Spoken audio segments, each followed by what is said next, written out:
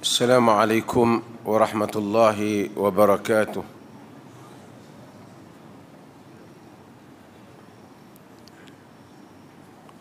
Alhamdulillah, nahmaduhu wa nasta'inuhu wa nastaghfiruh wa na'udzu billahi min shururi anfusina wa min sayyiati a'malina. Man yahdihillahu fala mudilla lahu ومن يضلل فلا هادي له. أشهد أن لا إله إلا الله وحده لا شريك له وأشهد أن محمدا عبده ورسوله أما بعد. Hadirin dan hadirat yang dirahmati Allah,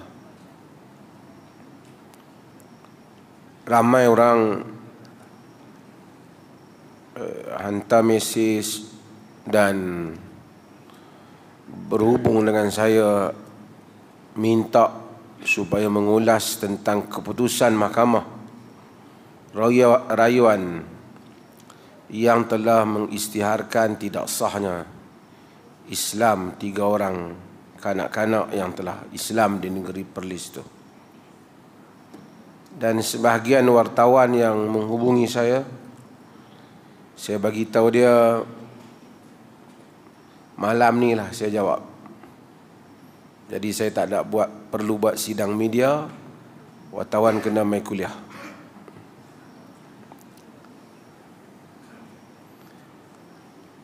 Jadi sebelum saya nak ulas isu itu, kita mengaji dululah, pasal kita main nak mengaji. Habis kita mengaji lagi, kita cakap balik isu yang pernah kita cakap itu sebagai satu ulangan kepada beberapa bab yang telah perkara yang telah kita cakap sebelum ini berhubung dengan cerita 3 orang kanak-kanak itu. Hadirin dan hadirat yang dirahmati Allah, kita sambung semula hadis ini dahulu, iaitu berikutnya adalah hadis Imran bin Husain. Kita masih lagi membicarakan tentang sujudus sahw, sujud sahw ataupun sujud sahwi yang tuan-tuan sebut kerana tuan-tuan berbuah baris di belakang tu, macam suratul kahf. Jadi orang sebut suratul kahfi. Kalau ikut-ikutnya dia wakaf, dia tak bunyi lah. Tapi mungkin orang Melayu tak ada perkataan yang sedemikian dalam bahasa kita. Surah Al-Asr, kita kata surah Wal-Asri, sebenarnya Wal-Asr. Maka apabila ada nama seperti nama Amr, orang Melayu kan sebut Amru, dia sebut sekali dengan ujung tu, seolah-olah telah bersambung nama itu.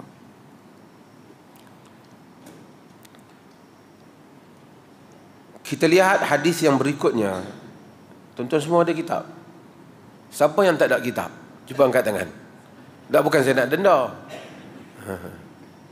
Kerana ada pihak daripada Kuala Lumpur, individu yang hubungi pejabat, tanya berapa banyak lagi kitab diperlukan. Dia tuan-tuan cuba angkat tengok, saya nak agak berapa orang. Okey, 3,002 biji.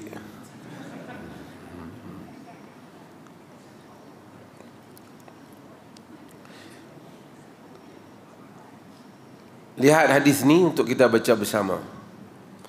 An Imran bin Husain radhiyallahu anhuma, Allah redha kepadanya dan Allah redha kepada bapaknya. Kerana Imran itu sahabi dan bapaknya juga Husain sahabi. Kedua-dua mereka telah menganut Islam agak lewat, iaitu pada tahun yang ke-7 Hijrah. Berarti baki hanya lebih kurang 3 tahun lebih sahaja bersama dengan Nabi SAW. Samalah dengan Imran bin Husain yang masuk Islam pada tahun berkenaan ialah Abu Hurairah. Abu Hurairah pun antara yang lewat masuk Islam. Cumanya dia mengaji rajin sikit. Bersungguh-sungguh dia tak pergi mana, dia tunggu Nabi SAW Abu Hurairah itu, maka banyaklah riwayat-riwayat hadis daripada beliau. Dan dia mengambil daripada sahabat-sahabat yang lain bagi peristiwa-peristiwa yang berlaku sebelum dia masuk Islam. Imran bin Husain, macam hari itu kita telah sebut, ada beberapa riwayatnya di dalam Bukhari dan Muslim. Dia kata, anna Nabiya sallallahu alaihi wasallam salla bihim fasaha fasajada sajdatain thumma tashahhada thumma sallam. Rawahu Abu Dawud wa Tirmidzi wa hassanahu wal Hakim wa sahhahahu.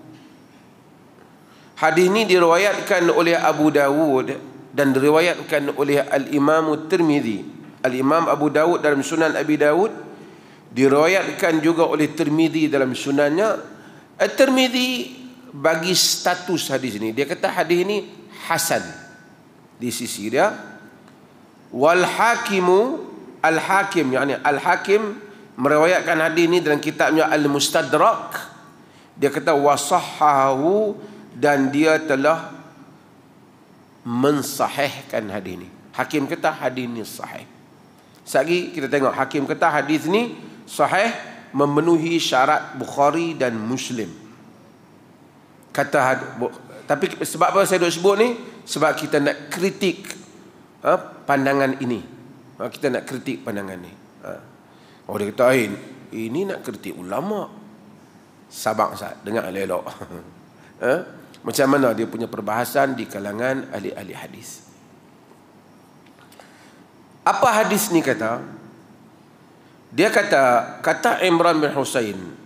Bila kita kata Imran bin Husain, taklah semestinya, kalau orang kata Abu Hurairah kata Nabi bersabda, tidaklah semestinya hadis itu sahih. Kesahihan hadis itu bergantung kepada rangkaian perawi-perawi yang meriwayatkan itu.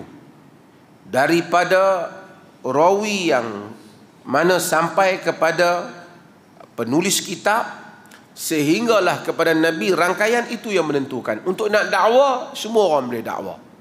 Tuan-tuan pun boleh duduk, tuan-tuan boleh duduk kata Sayyidina Umar telah meriwayatkan, sama orang boleh buat cerita.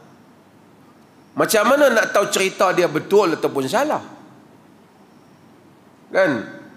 Mesti pembuktiannya melalui jalur ataupun jalan sanad. Jalan perawi itulah.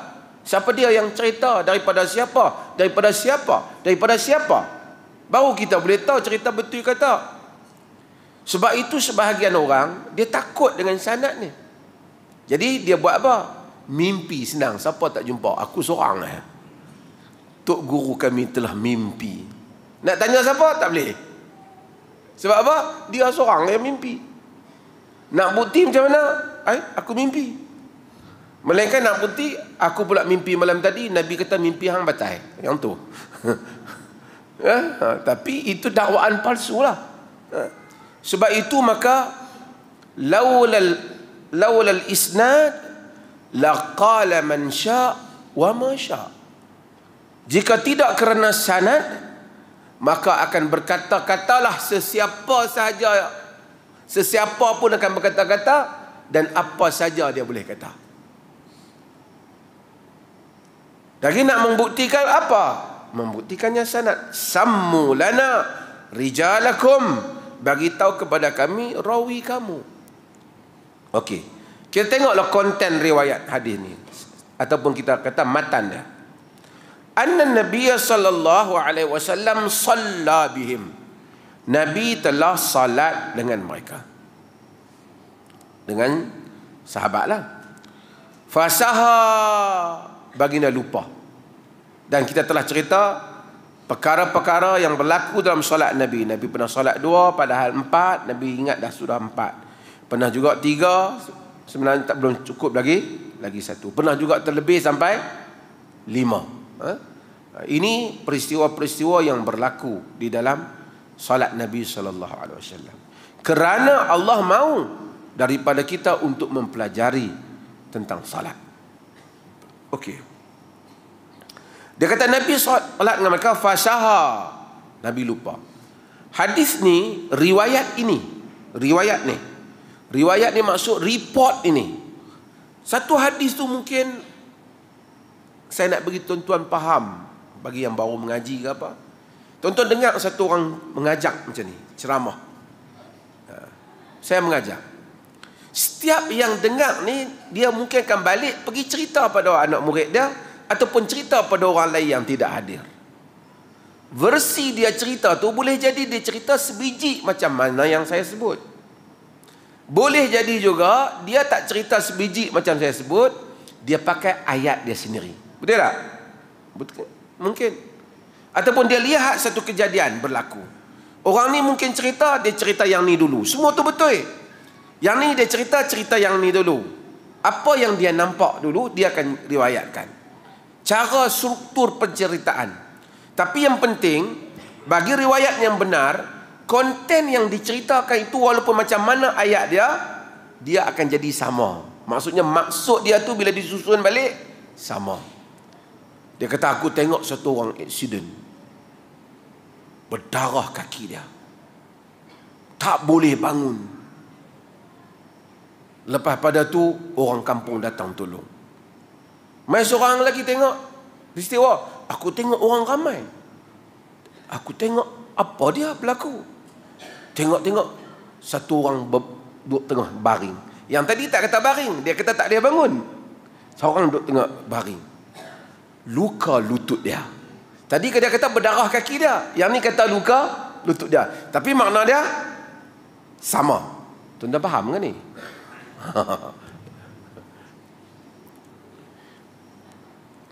Nak bagi mengaji, bagi faham. Bukan nak mengaji nak bagi kita bodoh. Nak bagi mengaji, bagi kita faham. Mengaji dia akan upgrade pengetahuan kita. Okey. Jadi rawi-rawi yang mendengar apa yang Nabi sampaikan, sahabat akan menceritakan balik kepada mereka yang bukan sahabat, iaitu tabi'in, anak murid mereka. Tabi'in tu pun dia ambil daripada sahabat tu, kadang-kadang dia summarize, kadang-kadang dia bagi, dia ringkaskan, kadang-kadang dia bagi dengan bahasa dia.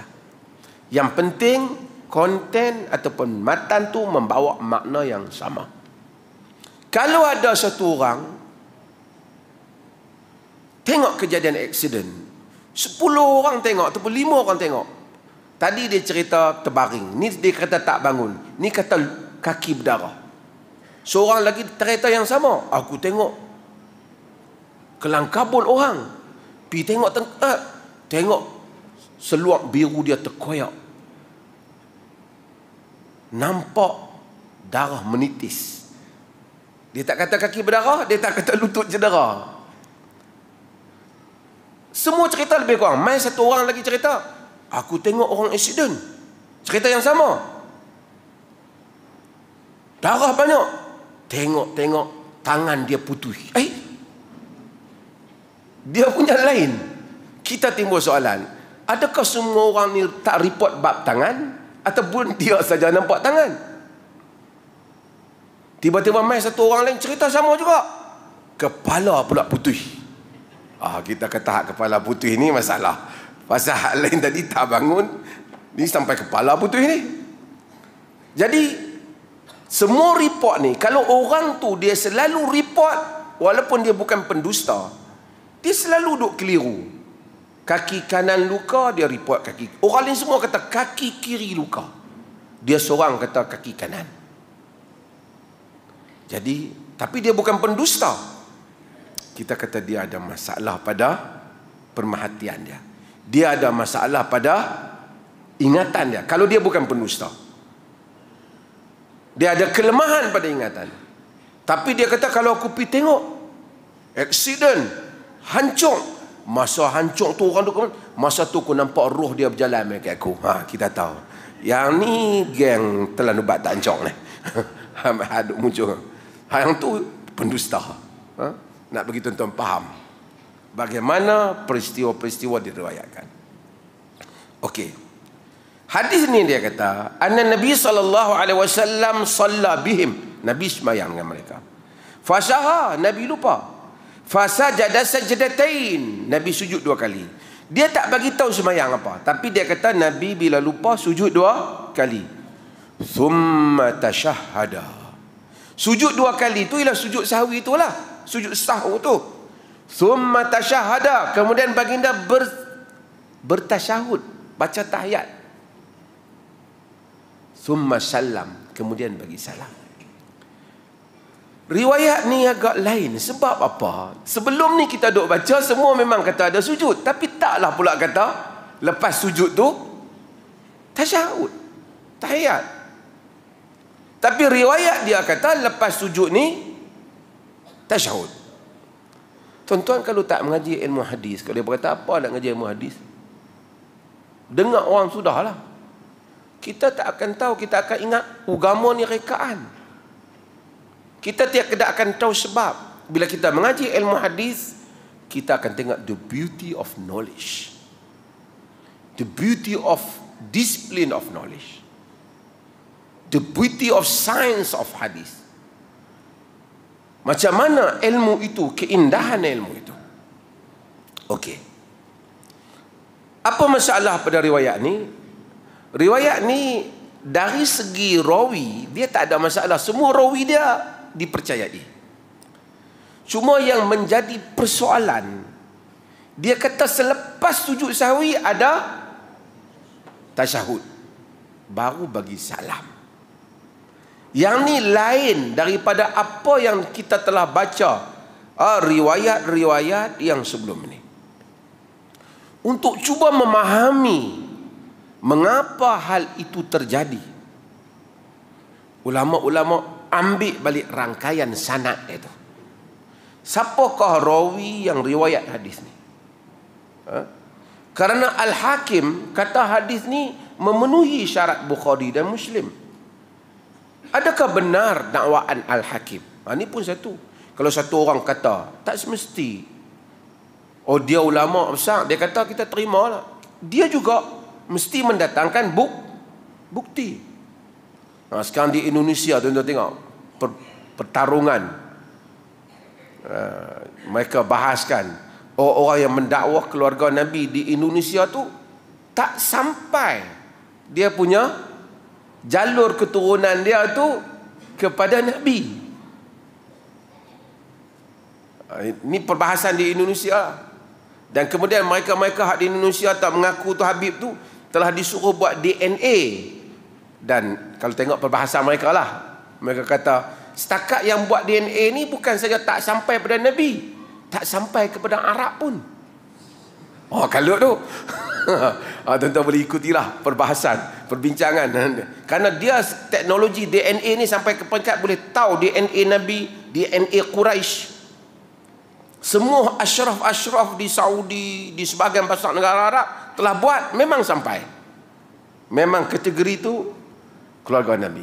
Hak duk mengaku kok Nusantara ni, dia tak, bukan saja tak sampai kepada keluarga Nabi, Arab pun tak sampai. Dia pergi ke Afrika. Itu kelebihan. Dan sekarang ni dia duk lawan challenge. Kau mengaku buat tes DNA, kau mengaku buat tes DNA. Pasal duk mengaku mimpi banyak sangat ni. Tiap-tiap hari Nabi duk main rumah depa, mimpi depa. Jadi orang pun pening, orang pergi check, betul ke depa ni? Aisyah pun tak habaq mimpi Nabi duk jumpa. Ali sendiri pun tak kata perang Siffin, perang Jamal, Nabi duk main jumpa tiap malam. Tak pernah dakwah pun. Mereka ni sakan sangat. Sekarang ni orang minta yang tu berpeluh lah. Tabah, kita tinggalkan mereka. Al-Hakim kata penuh syarat. Tapi bila kita tengok apa rangkaian rawi ni, rangkaian rawi ni hadis ni mari daripada, yang sanad Al-Hakim ni datang daripada Muhammad bin Abdullah bin Al-Musanna Al-Ansari. Dia ambil daripada siapa? Dia ambil daripada seorang yang bernama Ash'ath bin Abdul Malik Al-Humrani. Tadi Muhammad bin Abdullah Al-Musanna tu dia ambil daripada Ash'ath bin Abdul Malik Al-Umrani. Ash'ath ni kata dia ambil daripada Muhammad bin Sirin dan daripada Khalid Al-Hazza. Muhammad bin, tuan-tuan boleh bayangkan, dia dengar, yang atas tu, tuan-tuan nak kena bayang, Muhammad bin Abdullah Al-Musanna ni dia kata dia dengar daripada siapa? Dia dengar daripada Ash'ath bin Abdul Malik Al-Humrani. Ash'ath dengar daripada siapa? Ash'ath ambil daripada Muhammad bin Sirin. Muhammad bin Sirin orang tak petikai, ini jago besar, ya kan, yang meninggal pada tahun 110 Hijrah. Muhammad bin Sirin daripada Khalid Al-Hazza, Khalid daripada Abi Qilabah, daripada Abil Muhallab. Okey. Ini antara rawi-rawi yang mereka ambil. Daripada rawi ni kita dapati dakwaan Al-Hakim kata hadis ni memenuhi Bukhari dan Muslim. Ash'ath bin Abdul Malik Al-Humrani ni, dia ni tidak dalam senarai rawi Bukhari. Dia tak ada dalam senarai rawi Bukhari tu. Al-Hakim tu memang hebat sikit ilmu hadis, tapi banyak juga dakwaan dia yang kita tengok tidak dapat dibuktikan. Kerana salah satu syarat nak kata hadis tu Bukhari dan Muslim, memenuhi syarat Bukhari Muslim, rawi mesti rawi Bukhari dan Muslim. Nama dia tak ada. Okey, bukan nama dia tak ada. Hadis ni yang datang melalui riwayat orang lain. Tadi Muhammad bin Sirin itu yang lain. Hadis ni yang datang melalui, yang tidak melalui Ash'ath bin Abdul Hakim Al-Humrani. Maksudnya, tuan-tuan tadi, tuan-tuan mai dengar saya, orang ni ambil daripada orang ni ambil daripada orang ni. Kalau melalui jalan cerita kawan ni, ada cerita ni. Jalan orang lain semua tak ada cerita tu. Macam saya buat contoh tadi, faham tak? Seorang ni saja yang duk kata misalnya tadi putih tangan. Hak lain semua tak cerita putih tangan, hak lain semua cerita luka kaki.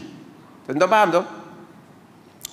Tapi yang cerita putih tangan ni pun bukan pendusta, kita kenal dia okey. Kita boleh kata apa? Mungkin dia keliru. Mungkin dia tengok jauh kot, tangan dengan kaki dia tak clear kot. Okey. Rawi-rawi yang lain yang tidak melalui riwayat-riwayat yang tidak datang melalui Ash'ath, menunjukkan bahawasanya tidak ada perkataan tasyahud ni, yang ada salam saja. Anda faham ni? Orang lain tak mai, walaupun dia bukan pendusta, tetapi Ash'ath tak boleh lawan rawi-rawi lain yang lebih kuat seperti Syu'bah bin Hajjaj. Riwayat juga riwayat ni, dia tak ada pun kata tasyahud tu.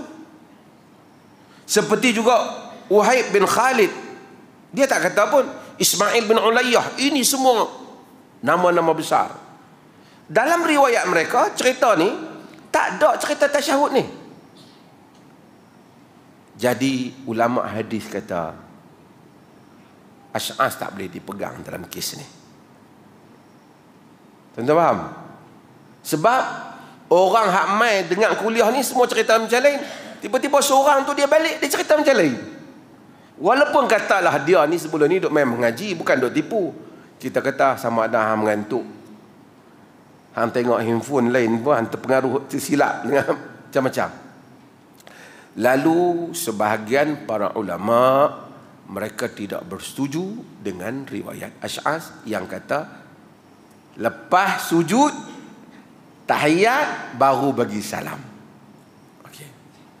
Kerana umpamanya Imran bin Husain, di dalam riwayat yang lain Abi Qilabah, Muhallab dan mereka riwayat hadis yang Nabi semayang asar. Imran bin Husain juga, Nabi salat asar fasallama fi salasi rakaat. Nabi bagi salam pada rakaat yang ketiga. Tuan-tuan ingat hadis kita baca itu, Nabi bagi salam pada rakaat yang ketiga. Kemudian lepas Nabi bagi salam, Nabi bangun, Nabi pergi. Satu orang yang kita kata Zulyadain ataupun Khirbaq nama dia. Dia yang pergi bagi tahu pada Nabi SAW, semayang Nabi korang.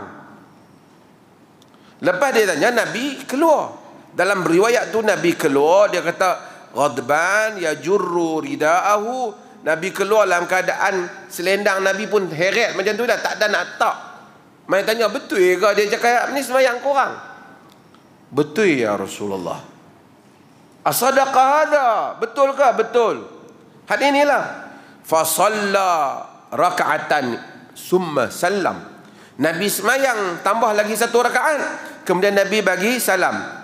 Summa sajada sajdatain summa sallam. Kemudian Nabi sujud 2 kali, Nabi bagi salam. Tak ada perkataan Nabi tasyahud. Tuan-tuan faham cerita ni? Maksudnya macam mana mereka trace. So mereka kata masalah ini bukan pada masalah riwayat Imran, tapi masalah kepada Ash'as. Pasal orang lain semua tak ada versi ni, dia yang ada.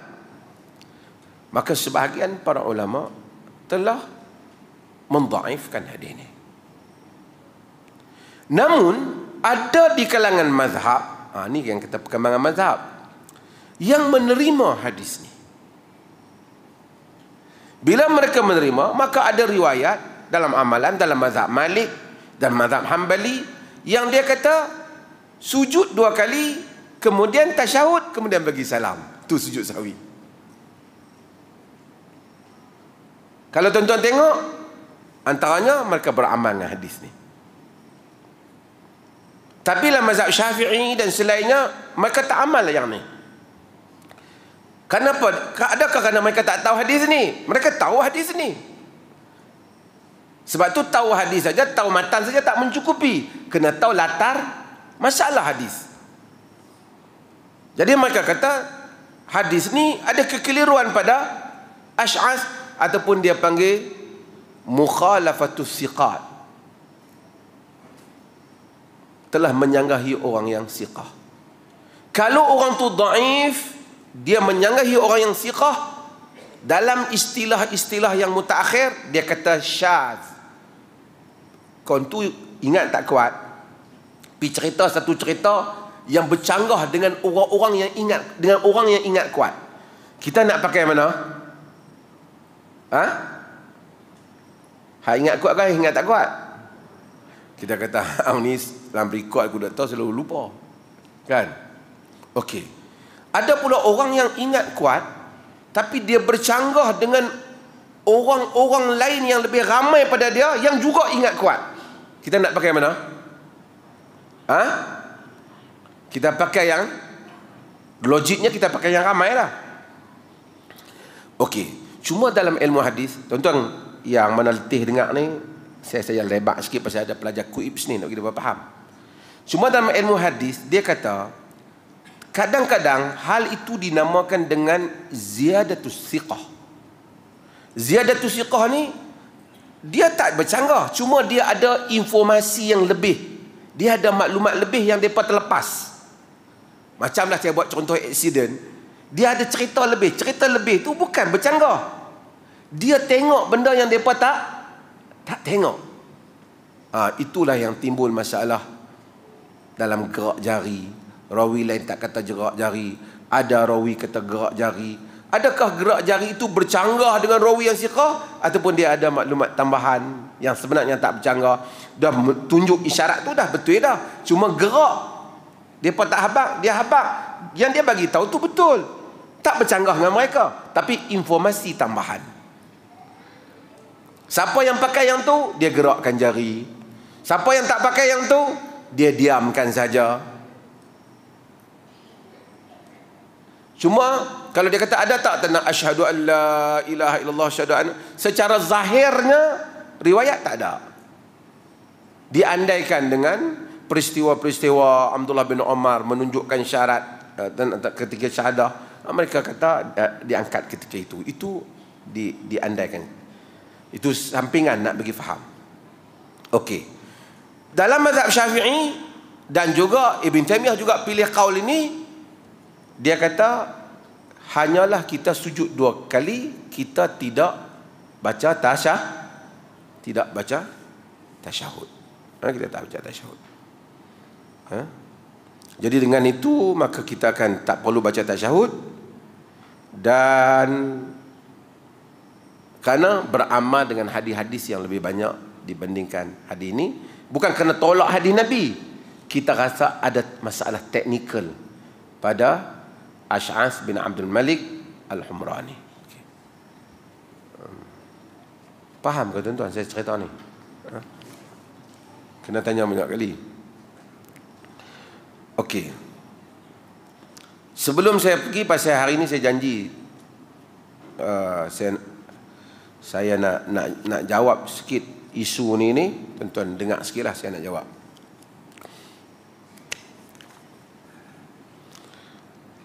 Cerita pasal ramai tanya ni, itu dah jawab dah, tapi setiap kali ni macam tu lah. Ada orang kata, pasal apa Mufti Perlis tak pergi jawab ni isu budak 3 orang ni, tak berjuang kan?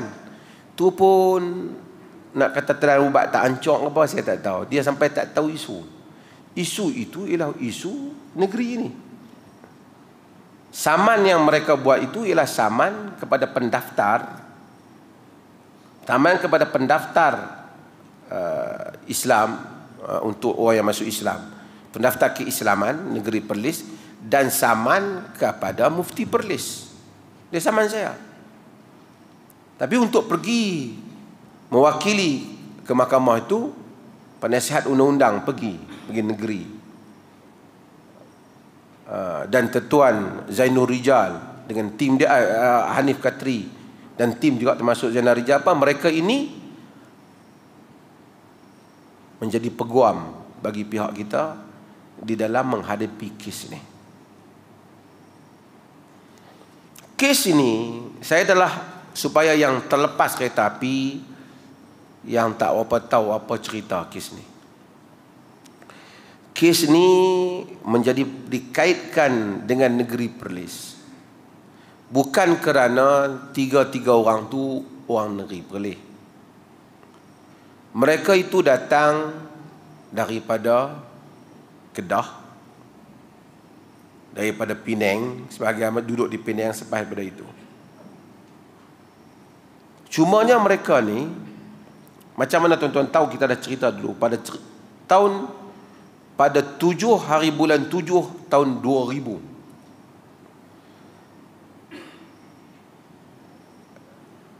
Nagaswaran, bapa kepada 3 orang budak ni, telah bawa anak-anak dia mari ke Perlis untuk menganut Islam. Dia nak menganut Islam, dan anak-anak dia tu kita daftar sebagai anak mualaf lah. Dia menganut Islam.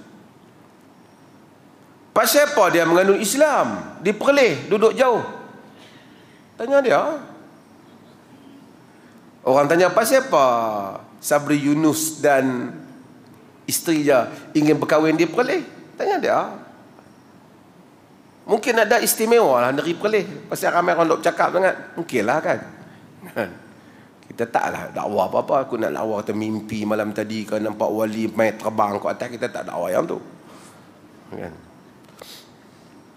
Tapi orang berminat nak datang kerana di atas khabar kepada dia, Islam di negeri Perlis lebih mudah, lebih membantu dan berbagai-bagai lagi. Memang itu adalah facts. Untuk saudara-saudara baru, mereka tahu Islam di negeri Perlis ialah paling mudah dan paling tinggi memberikan bantuan segera kepada mualaf. Masuk je Islam di sini, tinggilah dia dapat.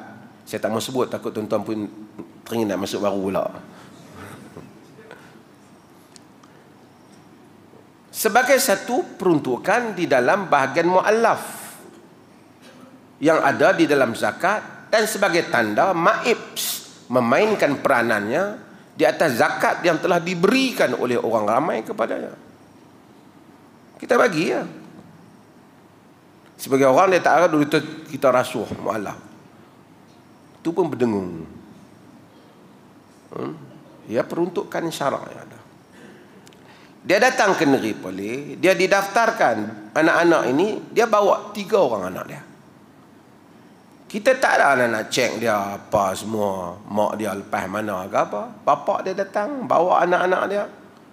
Dan kemudian kita letakkan anak-anak dia ini di bawah kategori anak mualaf. Mereka telah Islam dan elok Islam mereka, budak-budak ni. Bapak dia tu, dia sebelum nak Islam tu dia ada macam-macam masalah. Dia telah pergi ke hospital, macam kita cerita, dia jumpa beberapa orang pendakwah, dia ikuti program mereka sehingga dia akur bahawasanya dia nak terima Islam. Dan pendakwah-pendakwah ni yang bagi tahu dia, kalau nak Islam, nak mudah cerita, nak faham Islam apa, pergi ke negeri Perlis. Mereka bukan orang Perlis, tapi mereka kempen pergi ke negeri Perlis. You pergi ke Perlis. Jadi dia daripada Sungai Petani, dia datang ke Perlis. Bila dia datang ke Perlis, dia dah Islam, balik. Kemudian dia balik pada 12 hari bulan 9 2020 tu, 2 bulan selepas itu dia daftarkan kepada anak dia satu yayasan Abu Bakar yang berada di Pondok Asam, Jalan Pinang, Pokok Asam ni, Tikam Batu, Sungai Petani.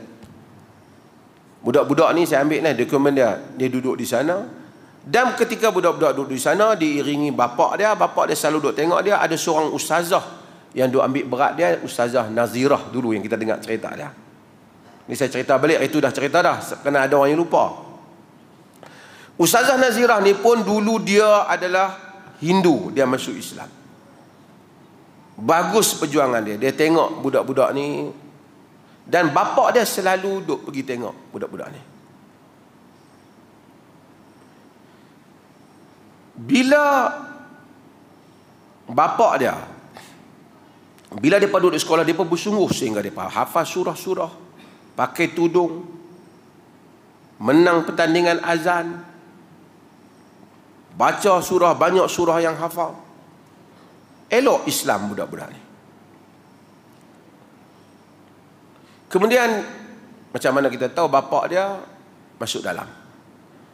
Bapak dia ni background dia macam dia bukan dadah, dia kata dia ambil dadah. Dia masuk dalam. Bila dia masuk dalam, anak-anak ni heran, pak dia tak mai. Ustazah ni lah yang ambil berat, tengok anak-anak ni. Tapi ustazah ni di Penang. Jauh dia nak berulang alik, akhirnya dia bawa anak-anak ni pindah pergi duduk di Penang dekat dengan dia untuk letakkan di sekolah bagi mengaji. Di atas inisiatif ustazah ni juga mencadangkan pada mereka supaya cari mak mereka. Ustazah ni lah yang usaha pergi cari mak mereka, hantar email, hantar macam-macam, sehingga mak mereka tahu di mana anak mereka berada. Beberapa orang ahli politik yang dulu saya kecam mereka habis-habisan, sebahagian mereka dah tunggang langgang, ada yang parti dia pun tak terima ke apa, saya tak tahu dah. Mereka ini bila tahu ustazah ni, mereka telah buat satu kenyataan, buat live cerita budak-budak ni telah dicolek dan dipaksa masuk Islam. Dan disebut Perlis. Sebab tu dia kena. Dan mereka telah ugut ustazah yang berniat baik itu nak bunuh dan seumpamanya. Report macam-macam, polis ada. Geng-geng politik itu masuk campur dan dibantu oleh lawyer yang macam-macam, mereka lawan kes ini. Dalam proses tu anak-anak tu dibawa pergi sekolah Islam, sehingga elok Islam mereka. Sehingga akhirnya nampak perebutan tu sakan, sehingga menakutkan. Mereka ugut, ustazah ni kena lari. Bayangkan dalam negara orang Islam, puak-puak ni boleh ugut orang Islam boleh ugut, nak mencederakan, nak mengambil tindakan kepada ustazah ni sehingga dia terpaksa menyembunyikan diri.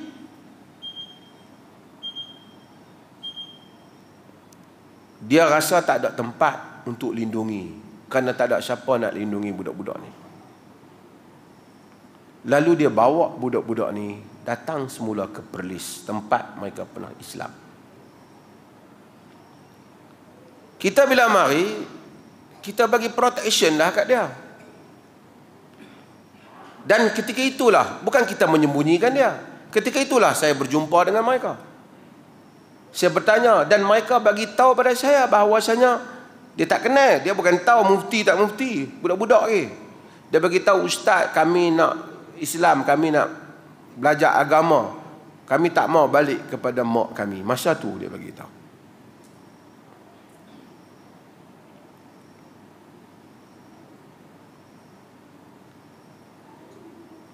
Datang bapa, mak saudara dia, pak saudara mereka yang juga bukan beragama Islam, agama Hindu, hadir dalam perbincangan pertemuan saya dengan budak-budak ni.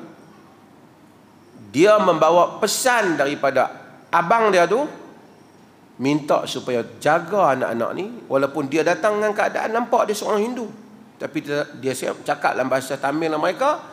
Dia kata bahawasanya Datuk kena bagi mereka ni Islam kerana mereka nak Islam.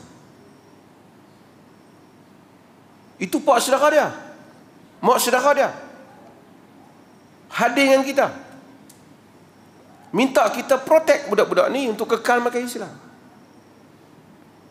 Kemudian tim-tim geng-geng tu takut nak main Perlis. Patutlah kali kita kata nak kena main ke Perlis, pasal kita tahu our limitation. Sebab yang dia tu mak dia, kita bukan mak dia. So sentiasa dia ada hak ke atas anak dia.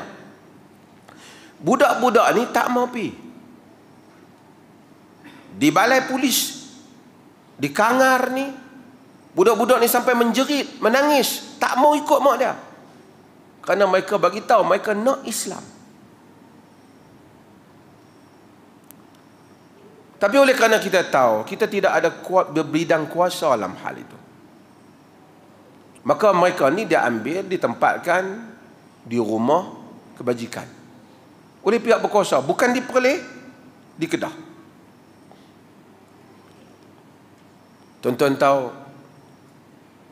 geng-geng mangkap tu, dia kata bahawasanya kita telah sorok dan colek budak-budak ni.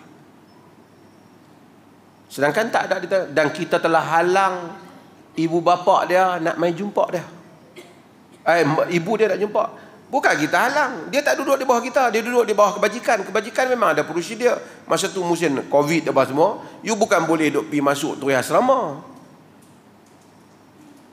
Tidak di bawah kita.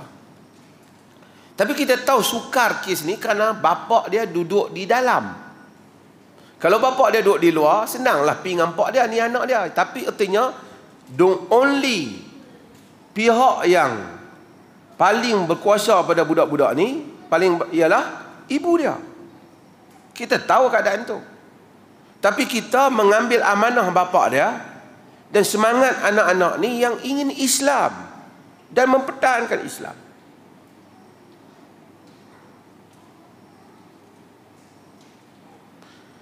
Kemudian kes itu, kita buat tuntutan untuk bagi pendidikan agama pada mereka. Kita tawar kepada mak dia nak bagi semua, asalkan mak dia boleh main duduk di Perlis. Dengan dia duduk di Perlis, kita biayai dia. Cuma kita nak ambil anak dia, kita hantar ke sekolah agama, bagi peluang. Kita tak kacau dia dengan anak dia. Of course lah, dia orang tu counter macam-macam. Dan mak dia daripada tak pasal-pasal jadi berhubung, bermusuhan dengan kita. Bila kes ni dibawa ke mahkamah, tentulah hak di sudut untuk menjaga budak-budak ni kita dah agak dah tak dapat ke kita. Dan kita pun tak ada isu. Isu kita bukan kita nak ambil budak tu. Isu kita nak pertahankan Islam mereka. Mak dia ambil.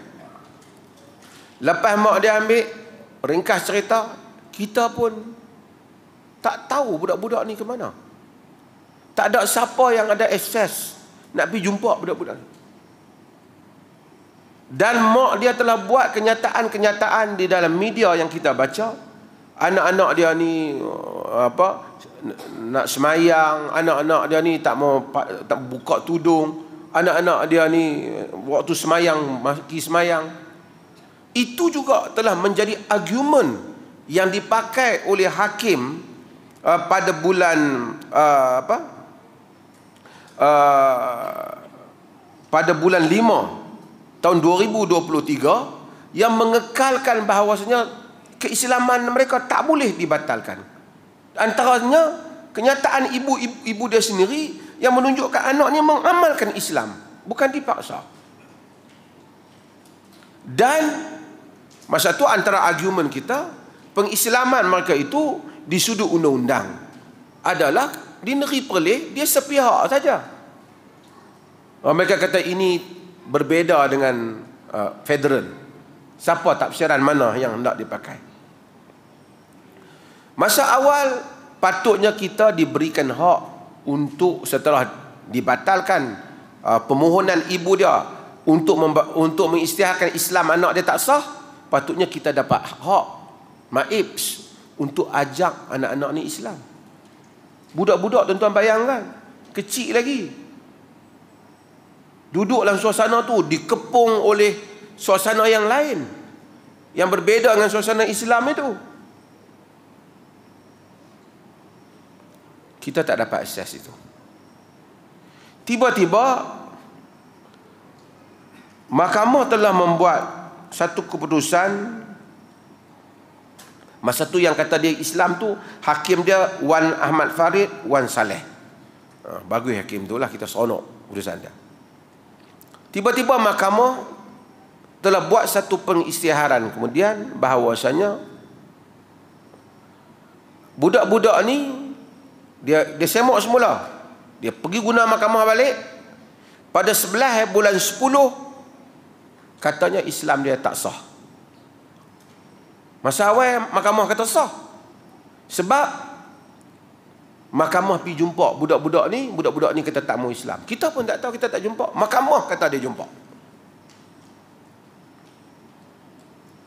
Kita nak ukur pun tak tahu. Apa ukuran mahkamah? Yang mahkamah kata budak-budak ni tak mau Islam tu kita tak tahu. Siapa pihak mahkamah yang pergi jumpa betul-betul ditanya pun kita tak tahu.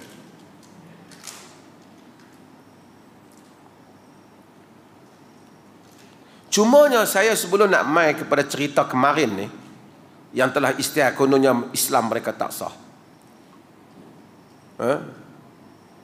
Sebelum ada di kalangan orang Islam dulu dalam tempoh ni. Pertama ada orang Islam yang kata marah, apa Perlis ni duk tekan budak supaya masuk Islam. Itu dulu saya dah jawab dah. Sebahagian yang duk rahmatan lil alamin ni. Okey. Rahmatan lil alamin tu betul. Kawan yang guna slogan tu tak betul. Sebahagian dia kata biar pirah hak tu Perlis, kita tak payah sokong. Sehingga dalam isu tu kepuakan. Dan dia orang anggap kekalahan itu kekalahan Perlis. Kita tak kalah Perlis. Kita telah memainkan peranan kita. Sehinggalah kemarin mahkamah mengenepikan keputusan mahkamah tinggi mengekalkan status quo Islam. Kita bawa ini kita mahkamah rayuan. Mungkin kita boleh pergi mahkamah tinggi. Mahkamah rayuan kata status quo Islam tu dinafikan.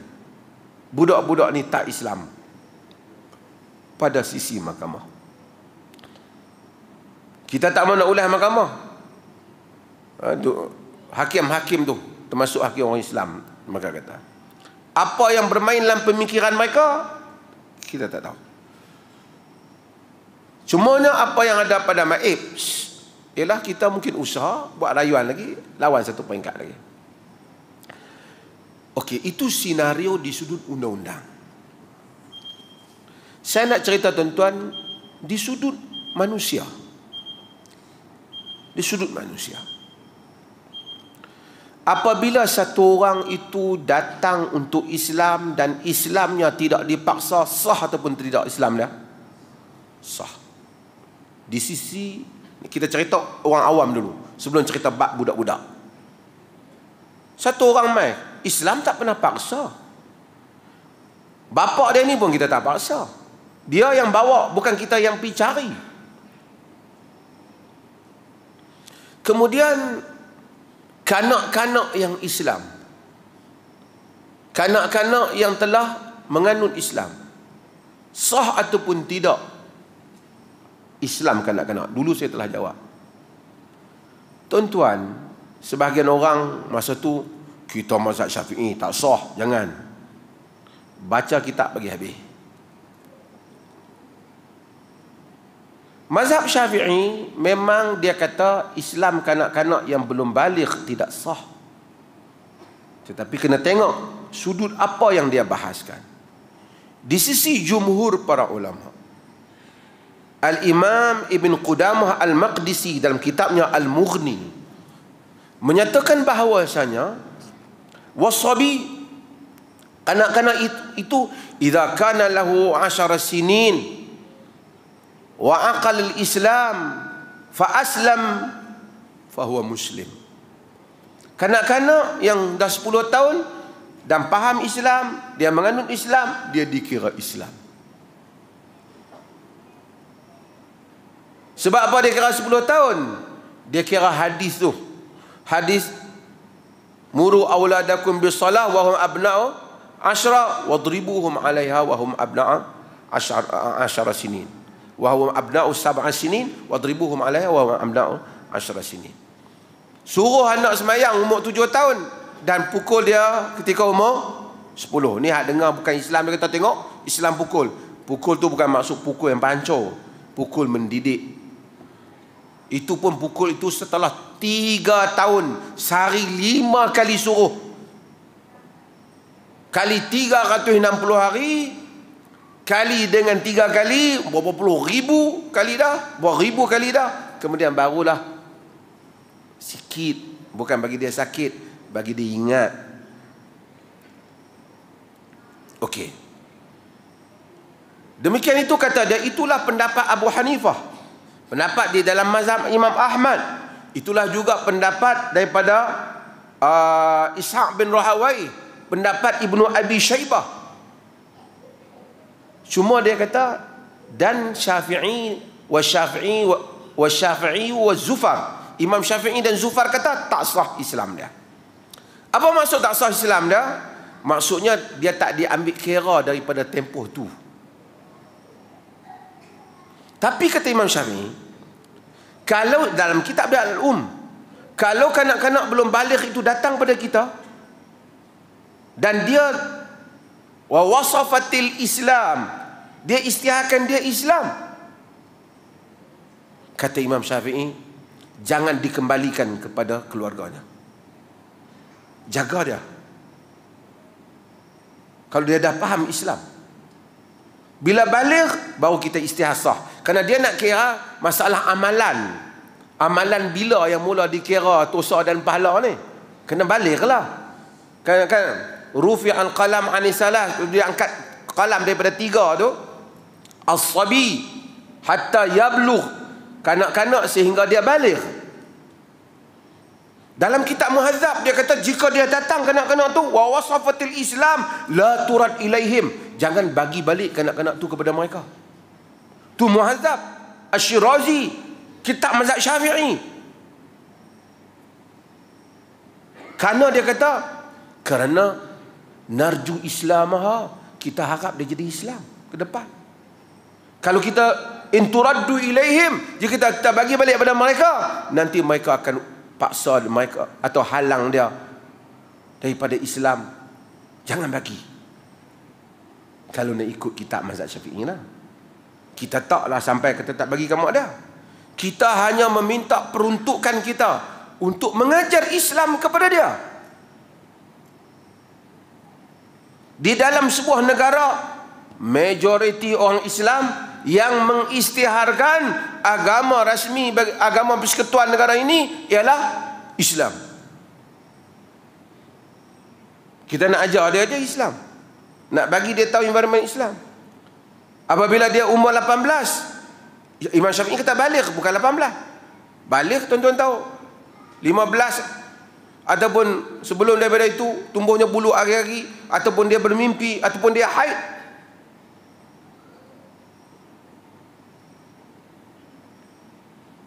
Tetapi kita tak tahu sejauh mana dakwah mereka. Bagi kita, kita telah memainkan peranan kita. Budak-budak tu mungkin setahun dua lagi mereka akan 18. Jika Allah menghendaki kebaikan untuk mereka, mereka akan ingat Islam yang pernah diajar pada mereka. Mereka berhak untuk memilih Islam, agama Islam ini. Kita tak ada kerugian apa, ia satu perjuangan. Sekarang orang kata perih dah kalah. Ini bukan main bola. Ini soal maruah kamu semua bagi umat Islam dalam negara ini. Zaman orang Islam, masa tu Islam tak nak kuat, ramai tak pakai tudung. Kampung-kampung pun minum satu tapak ke depan, 3 tapak ke belakang. Zaman Natrah. Bapa keluarga dia nak ambil daripada pak angkat dia, nak tukar dia supaya kembali kepada agama dia. Anak Belanda, tuan-tuan tengok, satu Melaya buat demonstrasi. Singapura demonstrasi, lawyer bangkit, bantah kes itu, duka cita dengan peristiwa itu. Satu akidah kanak-kanak yang diubah. 3 orang. Sebagian orang mulai, awak mufti Perlis tak bersuara ni? Dalam Malaysia satu mufti je kah? Tak, saya tak kata tanya dia tu pasal dia negeri lain. Tu saya tanya tu. Kemudian, bukan soal itu. Kita bukan masa untuk berbalah. Masanya ialah kita bersatu untuk menyatakan hal ini. Bukan isu mufti saja yang bertanggungjawab. Semua kita mesti bersuara. Bagaimana mungkin keputusan bahawasanya satu orang tak boleh, umur dia 17 tahun, dia tak boleh menerima Islam selagi mak atau bapak dia tak bersetuju kedua-dua belah pihak. Walaupun bapak dia dah setuju ataupun mak dia dah setuju. Tapi Islam adalah perkara yang ada di dada satu orang. Kalau dia Islam dan betul Islam dia, di sisi Allah dia Islam. Perlembagaan ke, apa yang ditulis dalam kad pengenalan ke, pendaftaran dia tak menentukan Islamnya. Yang menentukan Islamnya ialah akidahnya. Tetapi kita berjuang dalam hal ini bagi membolehkan orang kemudian untuk menganut agama Islam ini. Itu isunya. Telajak 3 sila pergi azan. Tadi saya ceramah sampai subuh. Saya jawab beberapa soalan. Satu soalan ni, ada satu kertas ni banyak soalan dia, tapi saya tangguh minggu depan sebab apa, banyak. Setiap soalan ni soalan teknikal yang kena ambil masa panjang untuk jawab pasal dia hadis.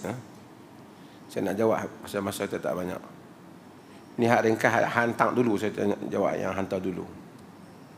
Saya di negeri S saya tak tahu negeri mana, Singapura boleh, Seremban boleh.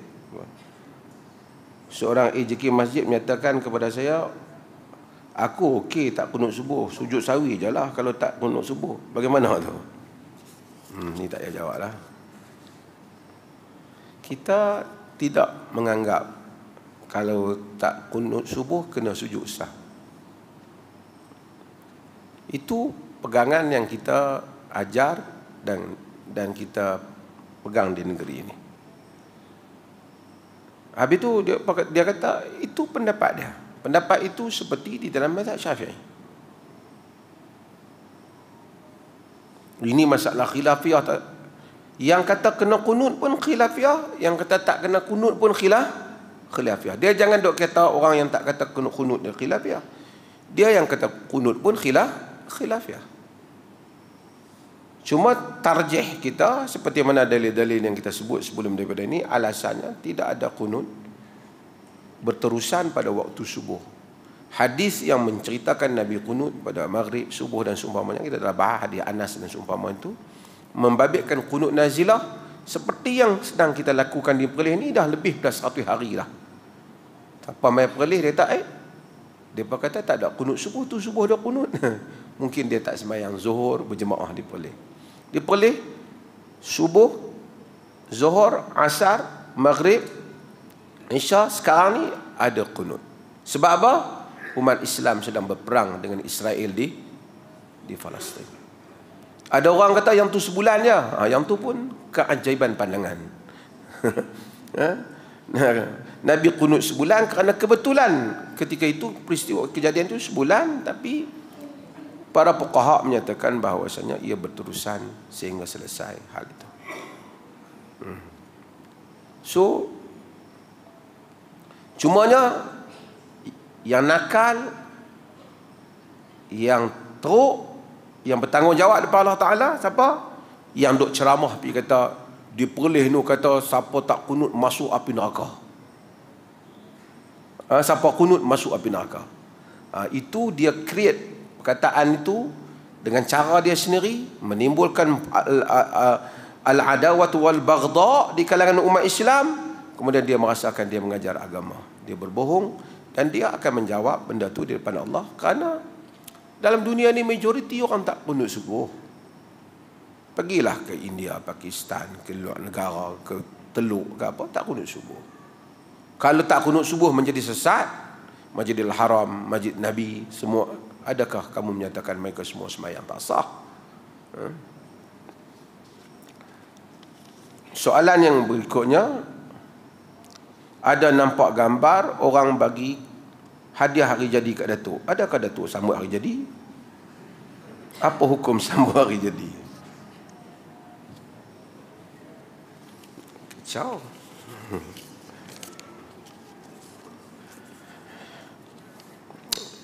Saya tak kata masalah hari jadi ni suruh sambut ke tak suruh sambut, saya tak memberi pandangan. Kerana jika satu orang tu dia sambut di atas dasar bukan kaitan dengan agama, tidak kaitan dengan kepercayaan, satu seronok-seronok kehidupan, petang-petang pergi minum kopi, malam pergi minum teh, itu style hidup yang tak dikaitkan. Sunat minum kopi lepas asar, dia tak kata. Sunat minum teh lepas isyak, dia tak kata. Dia memang minat dia. Sampai hari kelahiran dia tu, dia pergi makan kek. Jadi tak ada apalah selagi dia tak kaitkan itu dengan agama, dengan syariat. Saya hari jadi saya, tuan-tuan tak sebut pun tuan-tuan tahu, 1 hari bulan 1. Tapi saya tak apa mahu abang, takut orang tahu kata saya tua.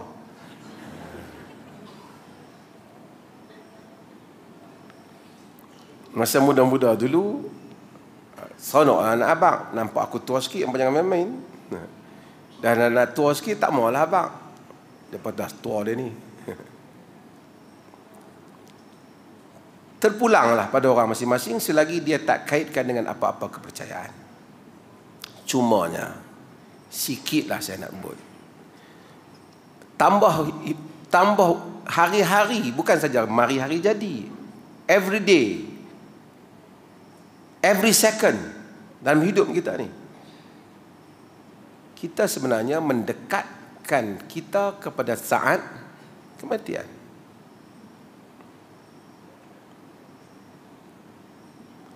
Hatta idza jaa ahadukum maut qala rabbi laula akhartani ila ajalin qarib fa asaddaqa wa akun minas salihin wa lan yuakhirallahu nafsan idza jaa ajaluha. Bila satu orang bila sampai tempoh dia tu, kematian dia tu, dia kata, wahai Tuhanku, boleh dah bagi sikit je tambah, aku nak sedekah dan aku akan jadi orang baik. Allah kata tak akan dilewatkan untuk satu nyawa apabila sampai tempoh dia. Sikit pun tak lewatkan. Wallahu khabirun bima ta'malun. Tuhan tahu apa yang kamu buat. Kalau tambah pun macam tu kat kita. Satu. Bukan kata tak boleh, tapi untuk kita ingat. Pasal baru ni pun ada orang kata agak, saya nak respon benda yang sama. Baru ni pun ada orang tanya saya, ataupun saya sebut benda ni juga. Kedua, tuan-tuan, Allah kata pada kita apa? Wa wassayna lil insana biwalidayhi ihsana. Hamalathu ummuhu kurha wa wada'anhu kurha. Wa hamluhu wa fisaluhu 30 shahra. Hatta idza balagat ashuddahu wa balagha 40 sana. Qala rabbi awzi'ni an ashkura ni'mataka allati an'amta 'alayya wa 'ala walidayya wa an a'mala salihan tardah wa aslih li fi zurriyyati inni tubtu ilaika wa inni minal muslimin. Ringkas, tuan. Kami pesan kepada insan supaya buat baik dengan kedua ibu bapanya. Mak dia mengandungkan dia susah dalam keadaan, dan melahirkan dia dalam keadaan susah. Mengandung dan menyusu 30 bulan. Wa hamluhu wa fisaluhu 30 syahra. Mengandung dan menyusu 30 bulan. Menyusu berapa lama? 2 tahun. 2 tahun berapa bulan? 24. 30 tolak 24 berapa? 6. Perubatan moden juga kata paling singkat manusia boleh duduk dalam perut mak dia untuk lahir 6 bulan ke atas lah. 6 bulan ke atas. Hatta idza balagha ashuddahu. Sehingga apabila insan telah sampai kepada umur matangnya. Tuan-tuan, matang berapa? Berapa umur kita matang? 56? Berapa agak-agak kita rasa kita matang sikit? Sebelum tu macam bodoh-bodoh cerdik.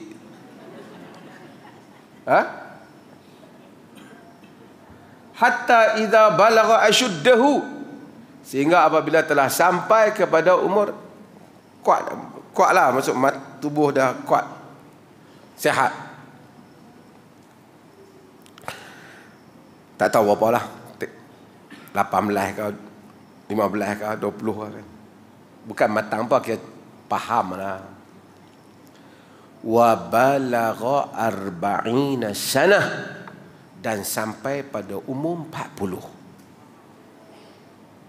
Paling teruk nak gelong pun tang 40 jangan gelong. Tuan-tuan faham gelong kan? Paling teruk satu orang nak penin pun, sehingga Tuhan kata sampai umur 40. Tengok makcik-makcik kita ni macam baru 41, 42 ni.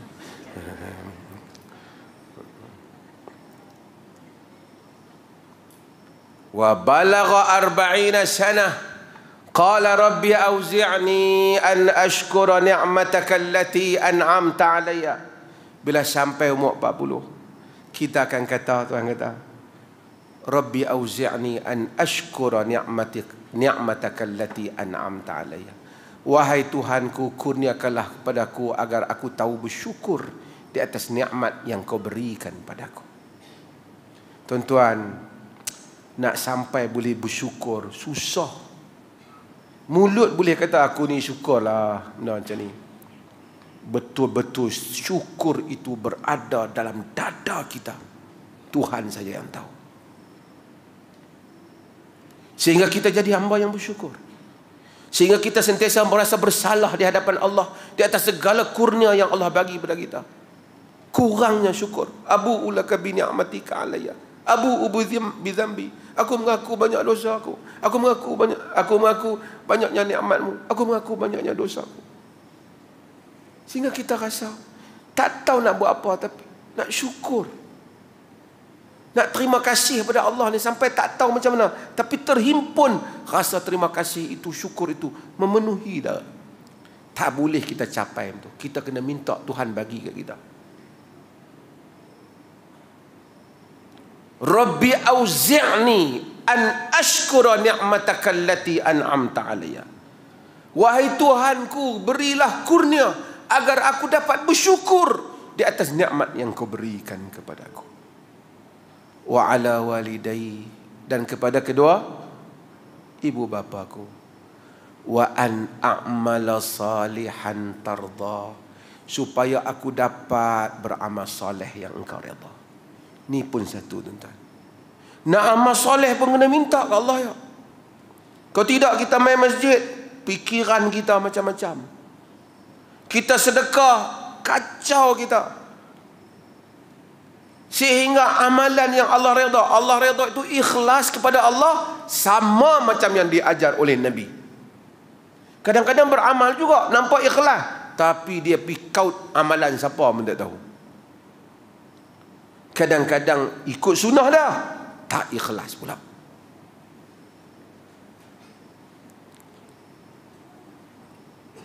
Kemudian sambung doa tu apa? Wa aslih li fi zurriyati, ya Allah, tolonglah baiki zuriat keturunan aku. Dah umur 40 dah, anak pun dah mula dah 15 tahun dah mula naik. Kalau ketika umur 40 dulu tak sempat, doa tu yang 60 pun kena baca. Baikilah zuriat, baiki untukku zuriat keturunanku. Inni tubtu ilaika wa inni minal muslimin. Aku bertaubat padamu wahai Tuhan. Aku termasuk di kalangan orang yang menyerah diri. Tuan-tuan, saya nak tanya diri saya dan tuan-tuan, semua peristiwa-peristiwa yang lepas dalam hidup kita ni, apa yang tertinggal? Tadi interview makcik umur apa makcik? Makcik ni 60 dah. Macam mana orang tahu kita 60? Kita abang lah kan. Makcik dulu mana? Makcik ni dulu pencen sekian, kerja di sekian, penuh pinderi sekian. Apa yang tinggal? Yang tinggal hanya cerita, betul tak? Yang tinggal hanya kita habaq ke orang. Tuan-tuan, kalau kita buat salah pada orang, kesalahan tu dah buat dah. Nak patah balik masa tak boleh. Kok ada time machine boleh patah balik? Tak boleh. Dah buat dah salah tu. Apa yang kita boleh buat? Kita buat salah pada satu orang, jumpa dia, apa boleh buat? Jom kita sama-sama patah balik. Boleh? Apa yang boleh? Perkataan yang boleh, kan? Tuan, saya mohon maaf atas salah saya. Betul tak? 40 tahun umur telah berlalu, 50 tahun umur berlalu, 60 tahun berlalu. Segala salah yang telah kita buat, apa yang boleh kita buat? Hanya minta maaf minta ampun pada Allah. Itu saja yang tinggal. Masa tak boleh patah balik. Dan minta dia baiki benda yang nak depan, hal yang ke hadapan. Dahulu mungkin anak-anak kita silap sikit didik. Wa aslih li fi zurriyati, baikilah untuk aku zuriat keturunanku. Tuhan pun tahu kita salah. Tuhan jawab ayat tu apa? Ulaika alladhina nataqabbalu anhum ahsana ma amilu wa natajawazu an sayyiatihim fi ashabil jannah wa'ada sidqil ladzi kanu yu'adun. Mereka itulah orang-orang yang mana kami terima yang terbaik yang telah mereka lakukan, dan kami maafkanlah salah-salah mereka.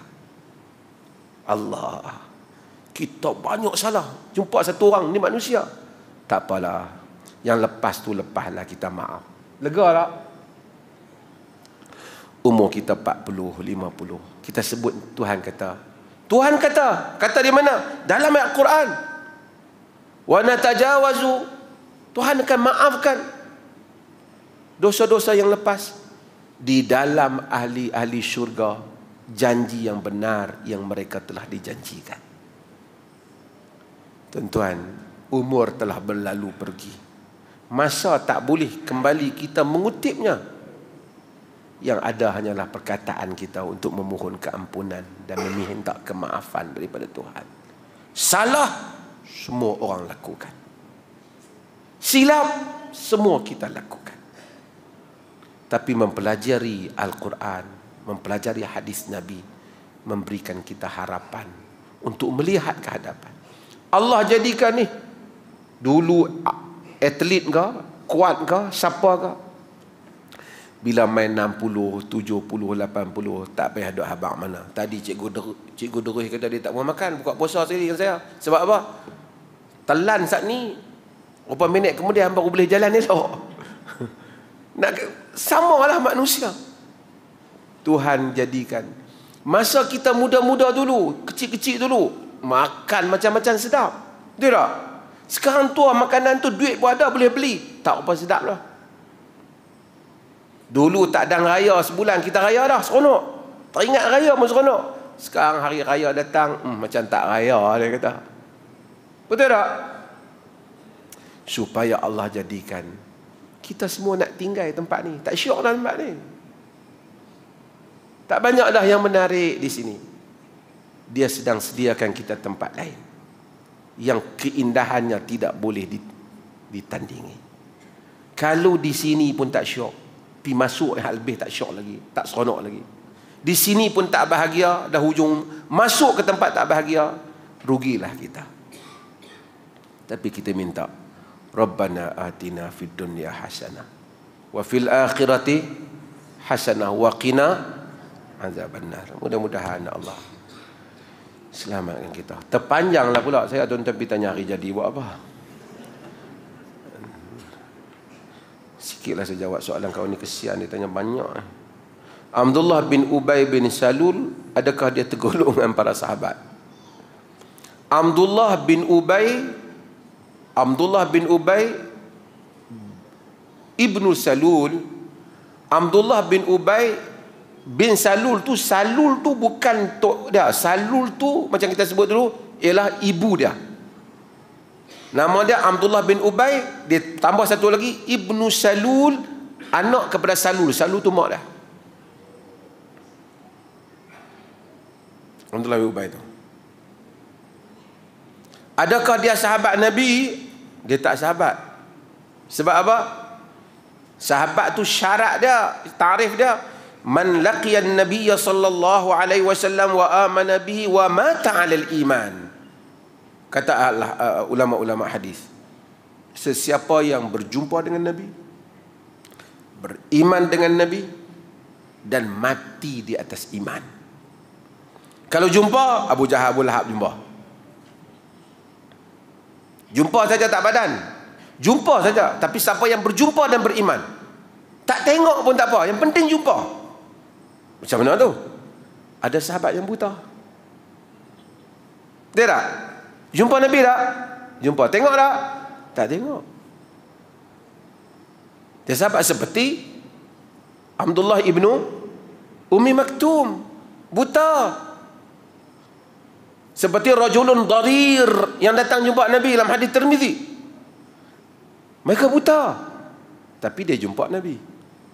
Tapi kalau tak jumpa Nabi, walaupun Nabi berutus surat dengan dia, dia tak jadi sahabat. Seperti Najasyi,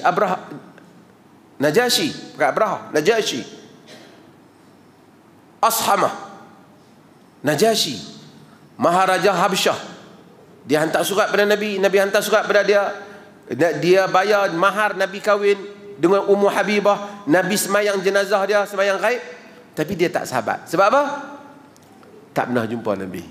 Dia duduk di negeri dia tak mai. Jumpa. Wa amana bihi, kena beriman. Kalau beriman mati kafir macam munafikin, tidak jadi sahabat. Mati dengan orang-orang yang murtad, yang keluar, mereka tak sahabat. Wa mata 'alal iman, dan mereka hendaklah mati di atas iman, baru dia jadi sahabat. Mereka itulah yang Nabi kita, la tasubbu ashabi, jangan kamu maki sahabat-sahabat aku. Wa sallallahu ala nabiyyina Muhammad walhamdulillahi rabbil alamin.